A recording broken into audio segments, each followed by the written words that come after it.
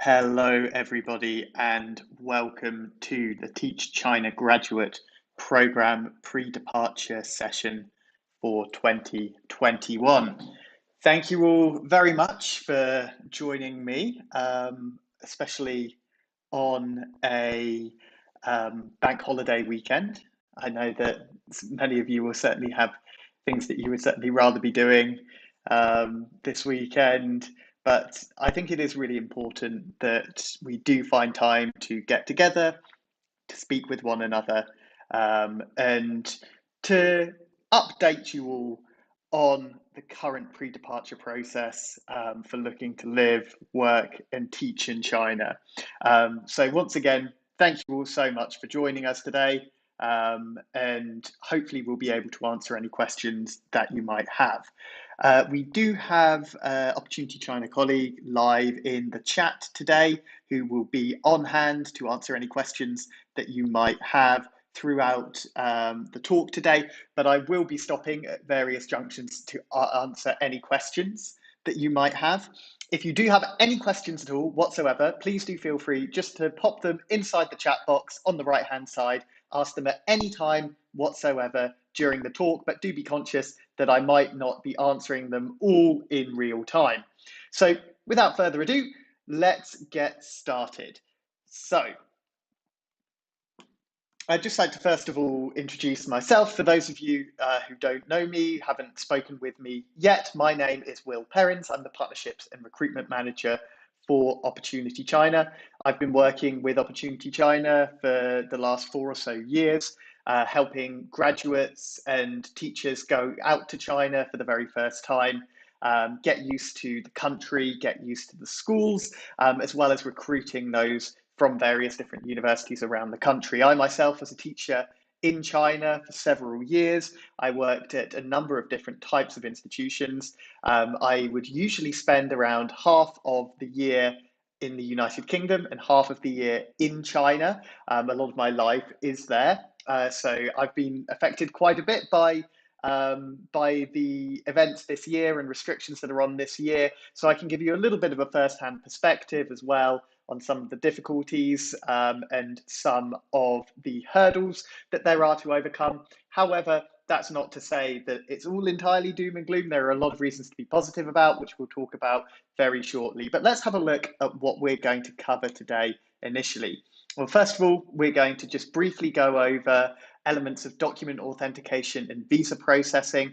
I know this is likely going to be a stage which many of you are going to be looking towards at the moment, so it's important that we cover this. It's important that we cover this as well in the current lens of COVID restrictions in China. Now, of course, all COVID restrictions, all coronavirus related restrictions are fluid and subject to change. These changes are things that we as an organization who work with China have no power or control over to manipulate, to make any exception for.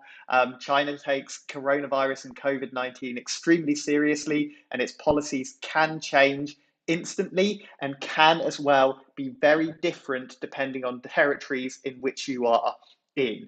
I will try to be as all-encompassing as I possibly can with this, but do bear in mind that you may need to answer any questions for anything specific that you have during this presentation, or just drop us an email as well. We'll also take a little bit of a look at pre-departure preparation, general things that you'll need to take a look at bringing with you, like packing, insurance, flights, as well as arrival in China. Now, what would be really, really useful for me just before we crack on, or actually as I'm going, if as many of you who are watching as possible could possibly write in our chat box which country you are currently in.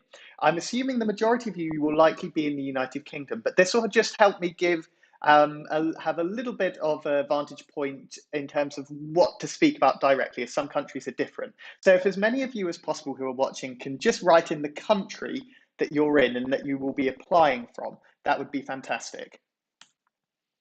Okay. So as part of the Teach China graduate program, there is a pre-departure process which you will all be expected to complete. As part of this pre-departure process, there are several different things that you are going to need to do. The first, most obvious one that you'll likely have heard about a huge amount is going to be the collation and authentication of various different documents that will need to be used in order to apply for your work notification permit and also your PU letter, which I'll get onto in a moment, in China. Now, in order to ensure that you have the right documents and in order to ensure that you do this process correctly, I recommend that you visit the Opportunity China website, specifically our Authenticating Documents page. Now, you'll be able to find links to this page in your welcome pack. You'll also be able to find this page through our website by navigating via visas and then authenticating documents for a Chinese work visa. This page is very thorough and also in a lot of detail as well. So simply go to the page, navigate to it, select the country that you're wanting to apply for, such as the United Kingdom, and it'll shoot you right down step by step what you need to do for each of these. For the UK, this will include links to where to get your criminal record checks, as well as rough costs. Previous timings, some of these timings will be different at the moment due to coronavirus restrictions. These are still marked in at previous times, so do be a little bit patient due to the external circumstances that are happening at the moment with this. But you will find details and links on this page for exactly what you need to do and how you need to do it. So please do follow this very carefully. Some of you might just think, oh, I've got to authenticate documents, I'll send a bunch of emails out. Maybe before you do that, do feel free to contact us at any time, of course, but maybe before you do that, do check out this page first of all, go through it. If there's anything that is unclear or that you don't understand from it, do look to contact us. But this page is an incredibly useful resource for you when it comes to looking up documents that you're going to want to authenticate. Now, next, you are going to need to have a medical check done for the majority of schools that we work with.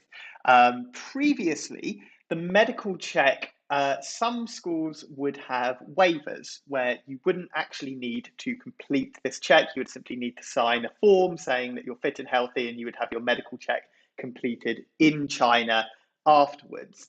The majority of schools are now requiring a medical check to be done. For this, you will need to, again, find on our website in our medical check section, which is included in your information pack, the printouts for the foreigner physical examination form. Make an appointment with your local surgery, clinic, private healthcare provider, local GP, any medical practitioner will do. Double check with your school how much of the form they need to have filled in. So double check with your HR contact at the school, how much they need to have filled in on this form. Some schools will require only a partial amount of it to be done, and usually don't require things like the chest x-ray, the ECC, and the laboratory exam to be done at all. Some schools will require everything to be done. Make clear at the appointment that you make with your doctor or healthcare professional that you're there to complete a medical form, and ask the doctor to fill it in as much as possible, or as much as your school tells you to do so. Attach a passport size photo and ask the surgery to stamp over the picture and also where it says the official stamp there. Now, just a couple of brief points on getting your medical done. Some schools may require you to complete this in its entirety, in which case there may be prices or certain fees attached to having some of the tests, such as the x-rays, the ECCs, and the laboratory exams done. Generally, schools will reimburse you this cost, but just going to a local GP, particularly in the United Kingdom, you will generally be able to have most of this filled out, leaving blank those things that would cost anyway, just so long as you let your practice, your surgery, your clinic, your health centre know in advance. Now, once all of your documents, so these documents, your medical check, have been sent to your school, they will apply on your behalf in the city in which you're working for a notification for foreigners' work permit in the People's Republic of China. So this notification letter is essentially your key to getting a visa and is going to be one of two very important documents that you are going to need to show at the Visa for China Centre or embassy or consulate in your home country where you're applying. So you'll need to mail your collated, authenticated documents medical check, as well as passport, photocopy, and CV to your employer school. They will do the relevant translations on your behalf for the authorities that need them. And a work permit will be issued and eventually emailed to you for you to print out by your school. As I mentioned, you'll currently also need a PU letter to be approved by the local government and sent by your school. I'll go into detail a little bit more about this when we talk more about the current COVID restrictions. Now, the time that it takes for local authorities to be able to issue these varies quite a lot at the moment. Previously, it would generally take around 4 to 6 weeks. Sometimes they would get it done in as little as 2 weeks. You can't be expecting any 2-week jobs to be done at the moment. We're currently getting ones that are taking from a matter of 4 or 5 or 6 weeks to 2 or 3 months to issue and approve PU letters and work permits if they're doing it. There are also some schools in some areas that currently have PU letters being frozen.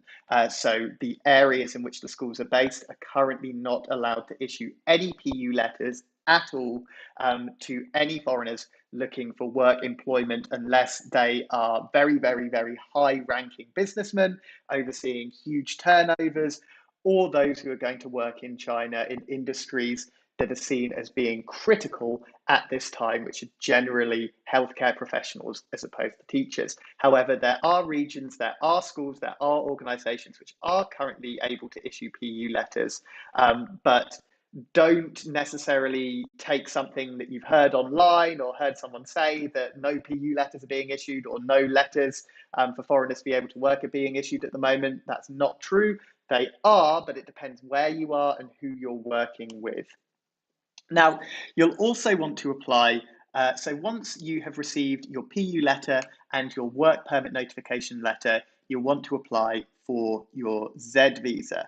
Apply at your nearest Visa for China Centre, or if you are in the USA, then then make your initial inquiries for application at the nearest Chinese consulate or embassy in the region in which you're based.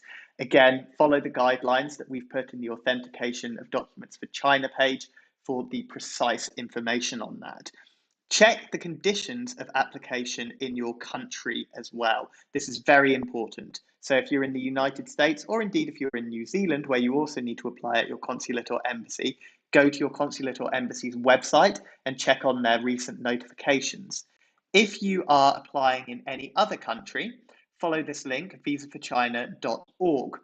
Visaforchina.org will take you to a page that will have all of the Visa for China centres in the world. Now, when you are visiting a Visa for China centre, you will first of all need to make sure that the Visa for China centre is open and operating as well. Visa for China centres both cover your visa processing as well as your authentication. This is important to note too.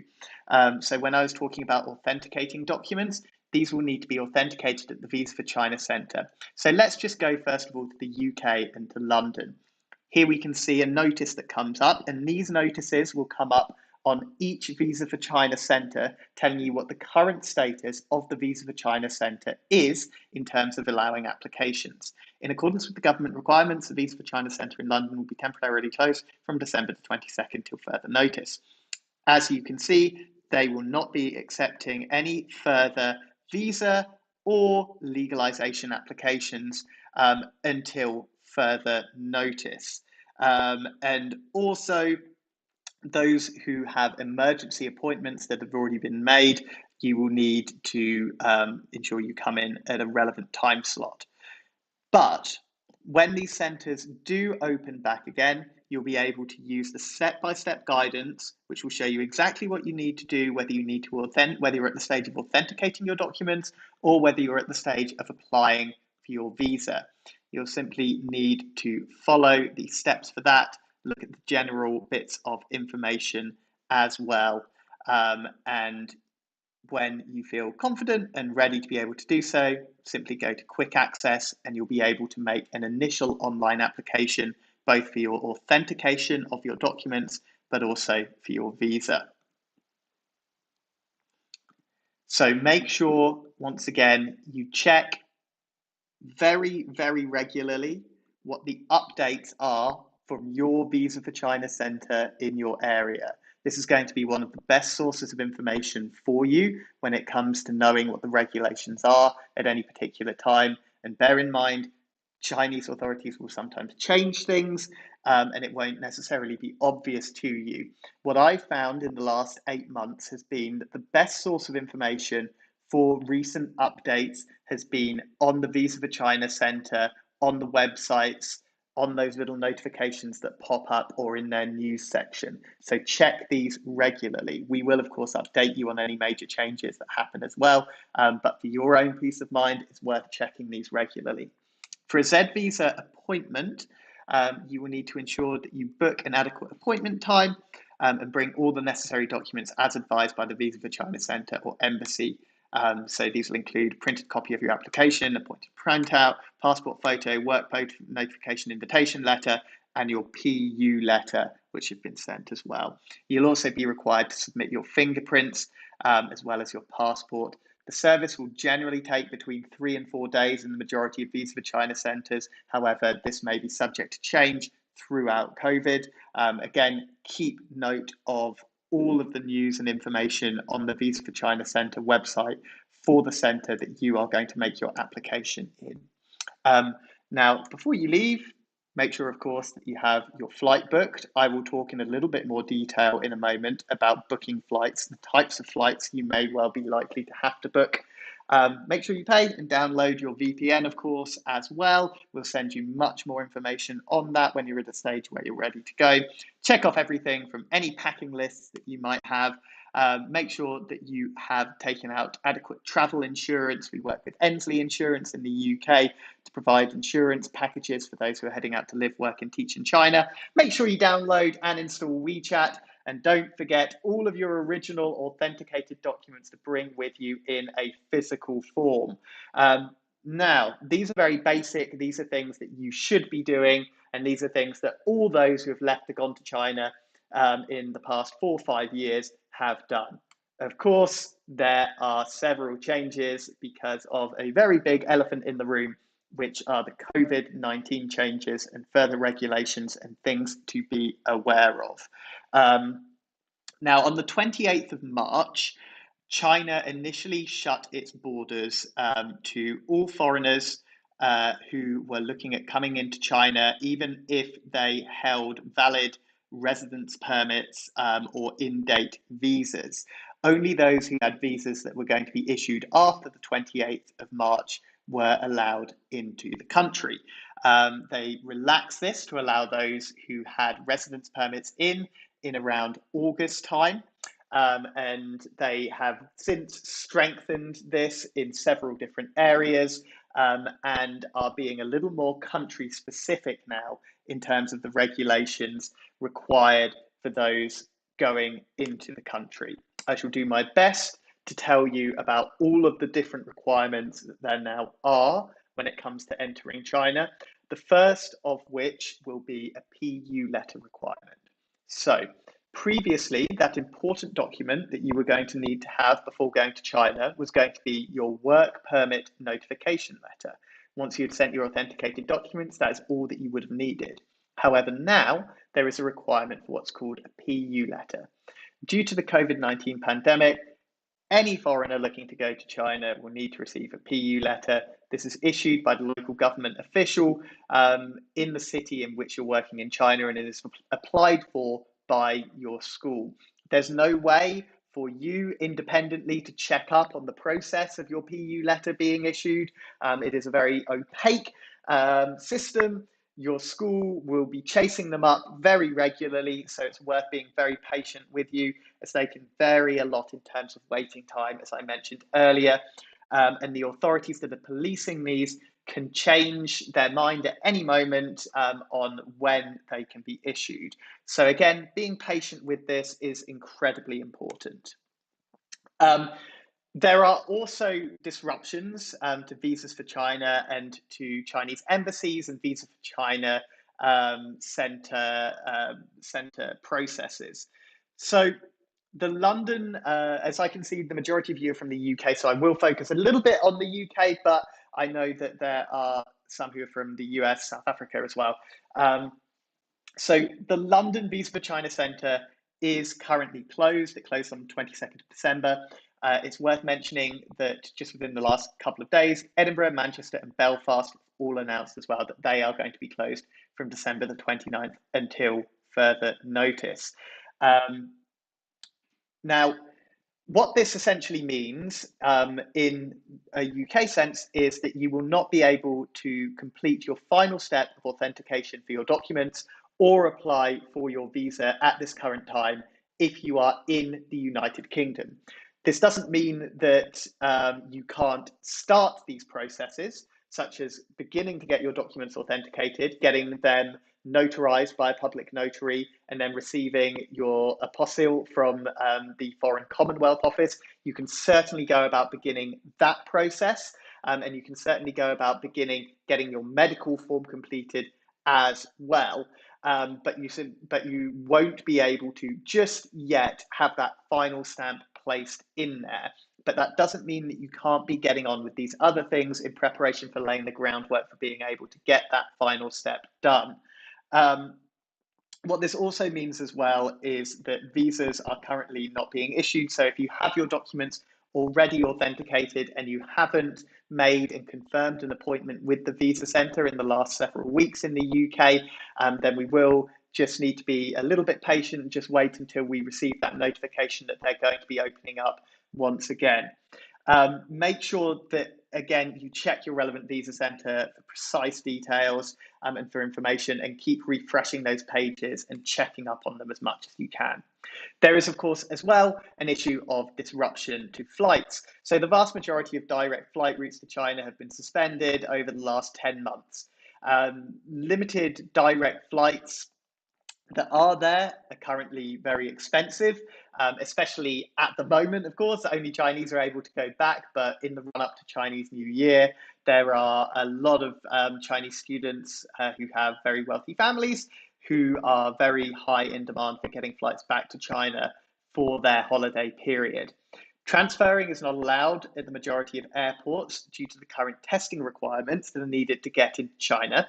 However, when you are looking for flights, when you do get to a point where you have your visa in your passport, as these restrictions will likely still be in place, you will be able to find at the following airports that there is testing available in transit. I am going to send these link. I am going to make these slides shareable to all of you, so you can follow these links. But two of the best airports for transfers are Frankfurt and Helsinki, which allow you to have your tests done in transit. Now, when it comes to testing pre-departure, all passengers going to China will need to take 2 COVID tests. These are the PCR and IgM antibody tests, which are, in layman's terms, the one that you stick up your nose and in your throat, and the blood one. You need to make sure, however, when you get these tests, that these tests do read as being PCR and IgM antibody. The reason for this is that there is some wording that can be a little bit different, such as IgG and IgM antibody. It's the IgM antibody one that you need to have done. For those of you that are in the United States, you have to have a venous blood extraction done for your IgM antibody, a nasal and throat swab done by a professional, not a home test and not done by yourself, and not a prick on your finger test as well. You'll need to have it taken out from your arm, and you'll need to have it popped up your nose and down your throat by a health professional. You will, if you're in the United States. If you are in the United Kingdom, or if you're anywhere else as well, I heavily recommend that you do this anyway, just to be safe and just in case they change those requirements for you. You'll need to upload your results to the following website here. You'll need to make a little profile on it.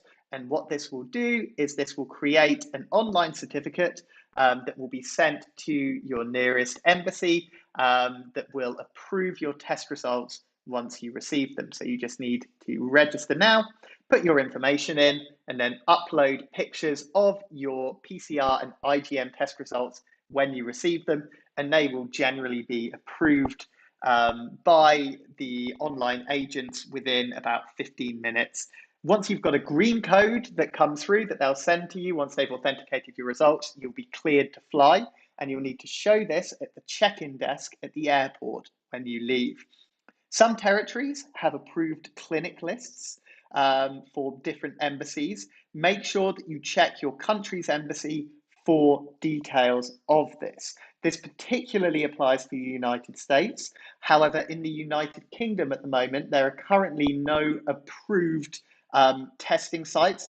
What I recommend, however, is making sure that you go to a private healthcare clinic that's somewhere near you. Make sure you find somewhere physical that you can go, not somewhere that's going to send you a test. So, for instance, if I'm going to try this for myself, I could try COVID, you type in something such as COVID testing travel clinic in Emsworth, which is the quaint little town where I live. And here we can see that we have a travel clinic, and we just need to go on these websites, make sure that they are providing the services that we want them to provide. So if we were to have a little look here, travel and COVID-19, and we can see that we've got the RT-PCR ones here. And generally, if they have one test, such as a PCR test, they'll usually also be able to provide you with the antibody test. What's worth doing, though, is once you find a clinic, any private clinic that is in a local area or convenient for you, don't book it online.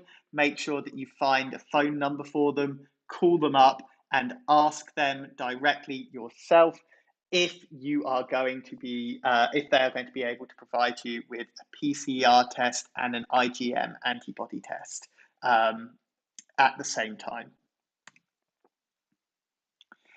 So, Health app and arrival. All passengers will need to download a Health app mini program on WeChat before your flight departs. This will be explained to you just before you go, but you can find it once you've downloaded WeChat by going onto your WeChat page, heading to the little bar that says Discover, and then going to mini programs. And in mini programs, you can search a little thing that says Health Kit. And it will come up with a small red pagoda that you click on, and that will take you to your health app. And you'll just need to register that, and it'll pick up information instantly from your WeChat, but you will need to upload your test results, and at the airport when you arrive in China, they will take that and set that for you, and that'll make it red upon your arrival in China. People in just about every store, every place that you go to when you arrive in China will be asking to see your health app, so it's important you download this. At the airport, when you arrive, you will be processed in an isolated area of the airport after you get off the flight with all other flight passengers. You'll have further COVID tests done at the airport.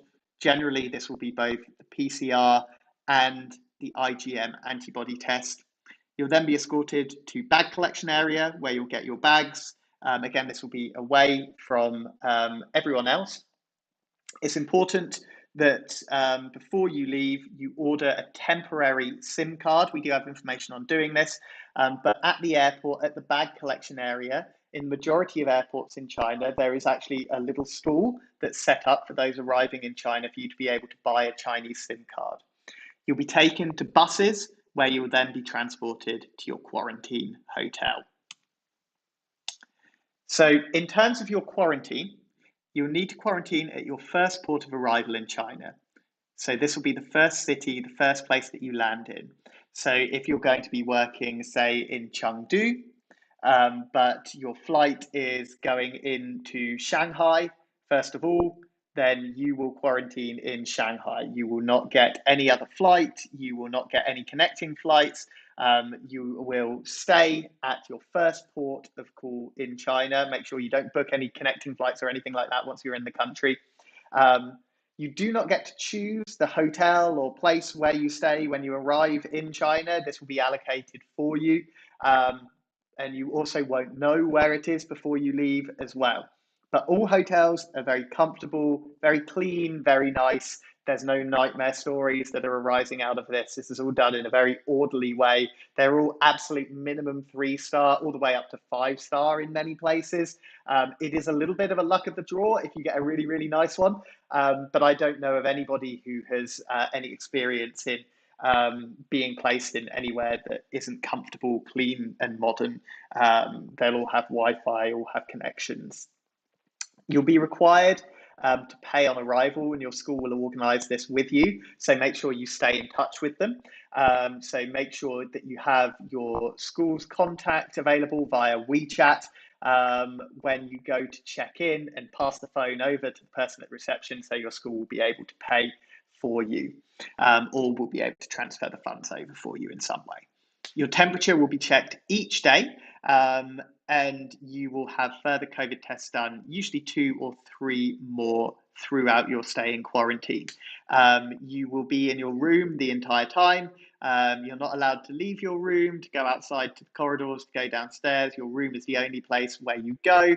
The nurses will come to your room to take your temperature each day, as well as to take any COVID tests that are required. The cost of this is around renminbi 300 to 600 per day. As I mentioned, your school will pay for this, or will pay for most of this, depending on which school you're going to. It includes 3 meals a day, snacks, water, various other things as well.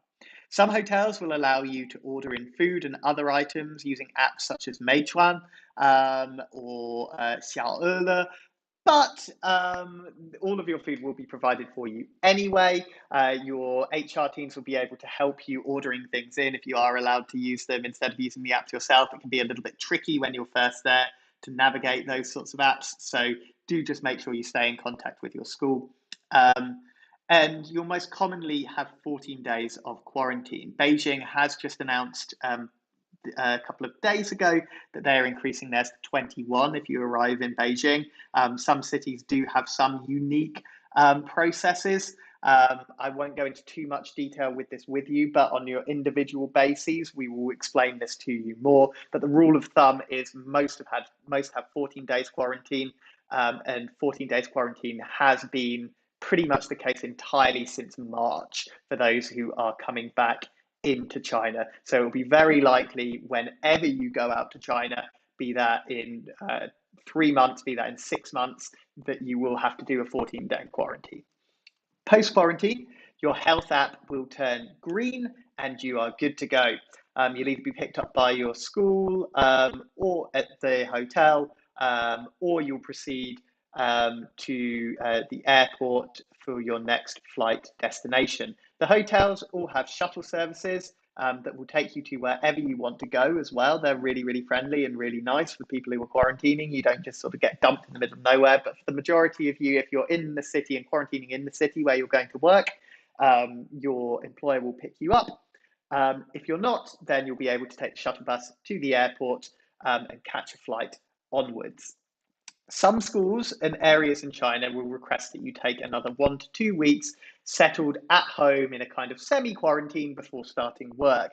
Now, you'll still be able to go out, go to shops, and things like this in most cases, but you simply won't start work right away. There are a few regions and a few towns and cities where you are required to do a little bit more of a stricter kind of lockdown, similar to what we have in the United Kingdom, where you're only allowed to leave for medical treatment or to go to work. But there aren't too many at the moment that have that as a requirement. Um, Now, this is, of course, the most relevant section. So, does anybody have any questions at the moment on pre-departure, on any of these elements, any of these COVID restrictions? Please, please, please do bear in mind as well that these things are subject to change. They are outside of our control, but as a broad brush, many of those things, such as PU letters, quarantine, the systems of getting off the airplanes and going through, these are mostly still the same. These are mostly consistent and have been consistent over the past 8 to 10 months, and will likely remain so even when restrictions on getting visas gets lighter. So, does anyone have any questions just at the moment?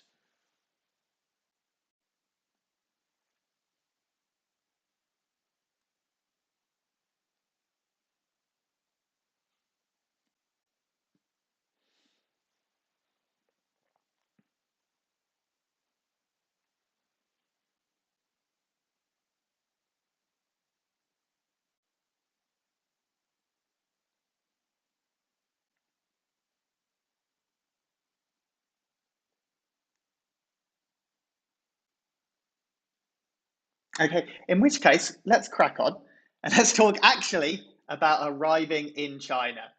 So, off the plane, transfer flight to your final destination and picked up at the airport. You'll then go through a process of orientation. So, this will either be a light orientation where you'll be settled in to your new place where you're living.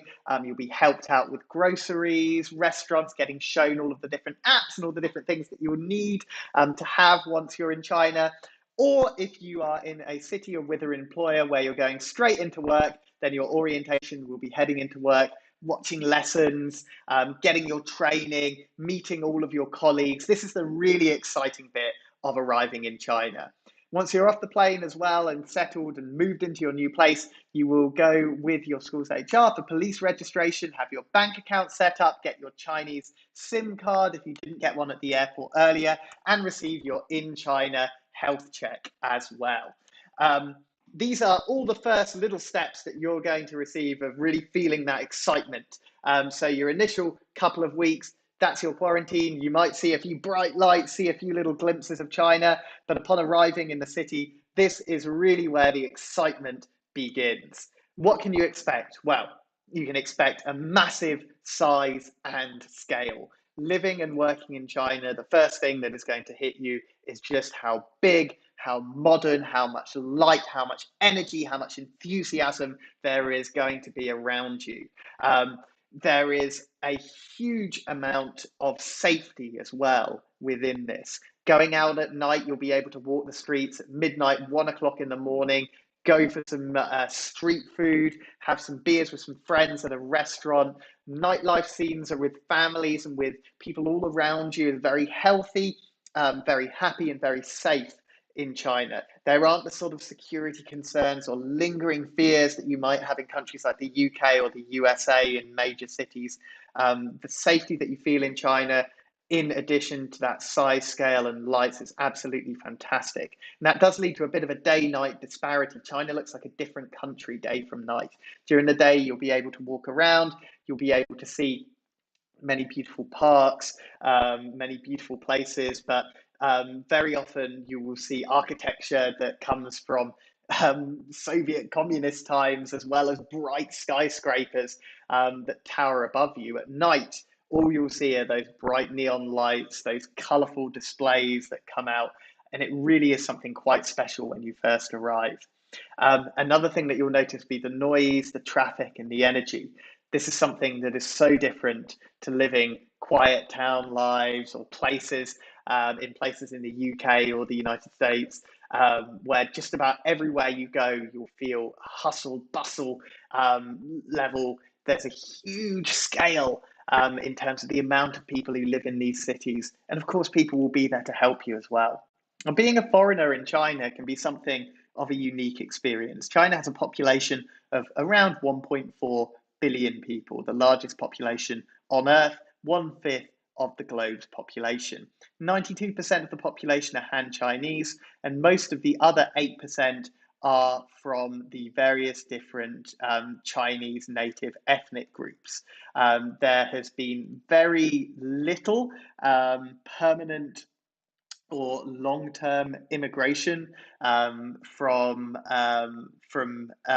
non-East Asian ethnicities within China, which means that there's a huge amount of curiosity that can arise as part of this.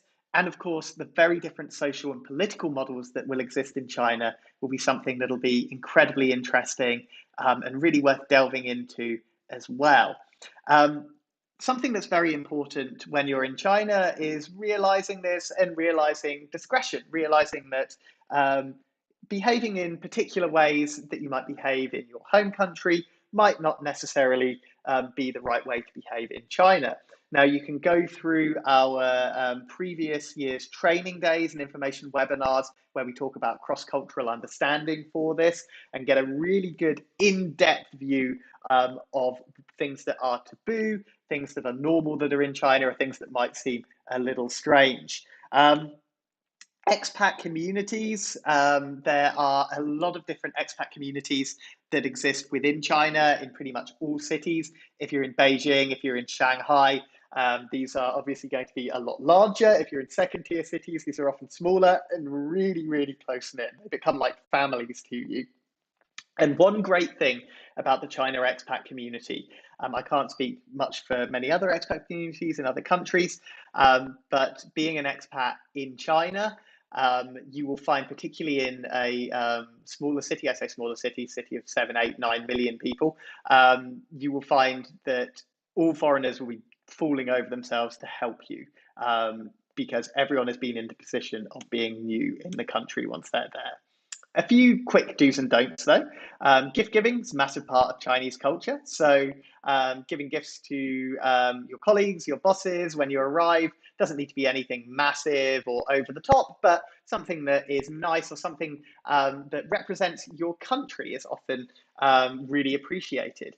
Avoid political conversation, avoid talking or being judgmental about someone's country, even in ways that you might think are going to be open. You've got to bear in mind the history of the country. Again, check out our webinars on China's history and culture for a lot more information on that.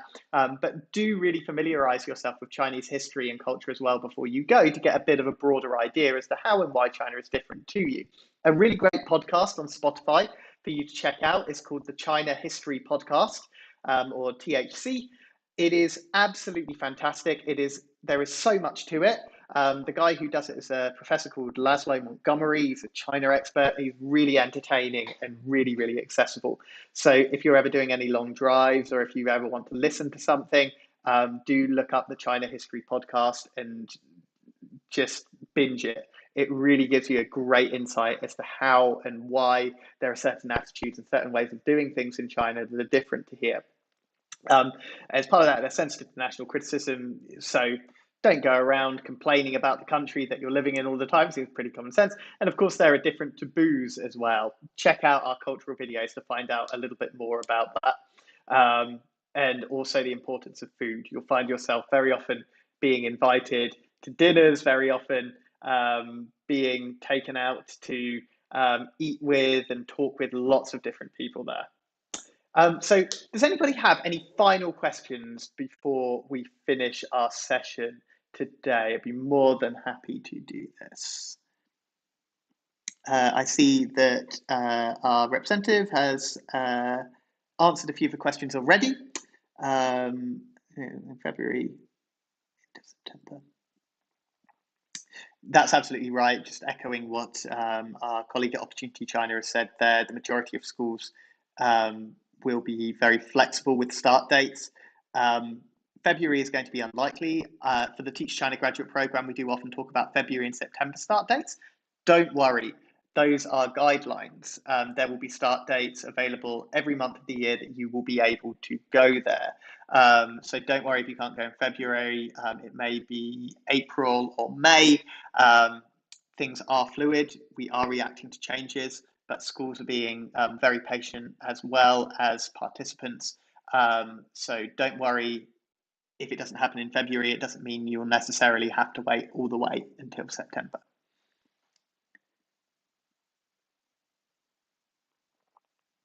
And again, absolutely, as our colleague has said there, in terms of vaccinations, there's no way that we will know at the moment in terms of being vaccinated to fly in, um, or in terms of the testing requirements staying as they are. What I will say is that the testing requirements are subject to change, in that the testing requirements previously only required a PCR test, and they allowed for 72 hours before. That was cut to 48 hours, and then it was joined to include an IgM antibody test.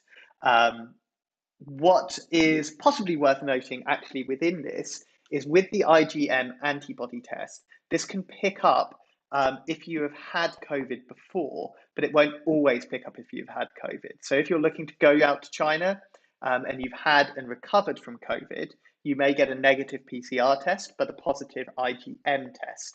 Um, the IgM antibody test generally goes away within around a month, but it can sometimes take up to 6 months. So it's just worth being aware of that if you are someone who has had COVID and recovered from it before. However, it won't show up forever. One thing that a lot of people get confused about with the antibody test is they say, oh, I had COVID 8 or 9 months ago. Therefore, I'm never going to be able to go to China because I have to do the IgM antibody test. That's not true. Most people, the IgM antibody test um, will only pick up if you've had COVID within the last few months. In some rare exceptions, it can be up to 6 months. Do you think it's a better idea to go for a company? Currently, I'm thinking about going I2 visa in Edinburgh to sort out authenticating documents rather than doing these steps ourselves. It's entirely up to you, Rebecca. It certainly really, really, really does save you stress and time. Going with an external company, it costs a little bit more. But to be very honest with you, the stress and time that it saves is really often worth it for many people who are going through a process like this, particularly at the moment where travel restrictions and other restrictions are there as well. It's entirely your own decision, but it depends on whether you would rather save a little more money or whether you would rather have a less stressful experience. It's worth noting as well, and any and all document authentication organizations such as I2 Visa will tell you this, that their current processing time is a little bit longer than usual. So again, if it takes a little bit longer than usual, don't worry. It doesn't mean something's necessarily going wrong, but it may mean that there are hang-ups on the UK side of getting things done, or your home country's side of getting things done, wherever you are.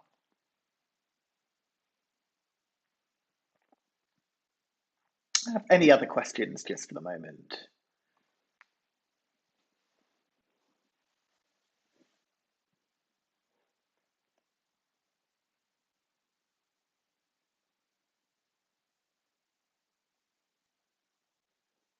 Okay. Well, this webinar will be available to absolutely everyone who wants to access it. I am going to pop in the chat and pin to the chat a link to our Google Pages um, presentation that I've used today. So anyone will be able to click through that and access that to be able to read. But thank you all very much for joining me today. If you have any further questions, do just contact your Opportunity China coordinator or contact our info at box, and someone will be able to help you with that. If there is anything else that you need, please do just let us know. Great speaking with you all. I hope you have a lovely new year and look forward to helping you all on your journey to China in 2021.